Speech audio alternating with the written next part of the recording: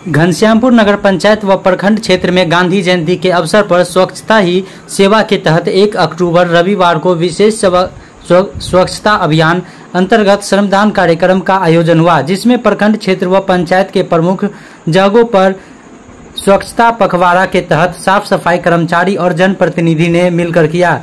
इसी मौके पर घनश्यामपुर प्रखंड व नगर पंचायत स्वच्छता पखवाड़ा के तहत साफ सफाई कर्मचारी और जनप्रतिनिधि ने मिलकर किया। इसी मौके पर घनश्यामपुर प्रखंड व नगर पंचायत क्षेत्र के नवटोल पुनहद पंचायत के मुखिया संजीव सिंह, उप मुखिया विंदेश्वरी देवी, पंचायत सेवक विक्रम कुमार, गगौन पंचायत के मुखिया रेशमा आरा, मुखिया पति अरशद जमाल, अरफात दानिश, अमित कुमार के साथ सभी स्वच्छता कर्मी अपना श्रमदान किया। और इसी मौके पर प्रखंड क्षेत्र व नगर पंचायत घनश्यामपुर के कई ग्रामीण का सहयोग रहा। वही महात्मा गांधी जयंती पूर्व संध्या पर श्रद्धांजलि स्वरूप एक विशेष स्वच्छता श्रमदान अभियान आयोजित किया गया। आज स्वच्छता अभियान के तहत अपने पंचायत में साफ सफाई कर रहे हैं।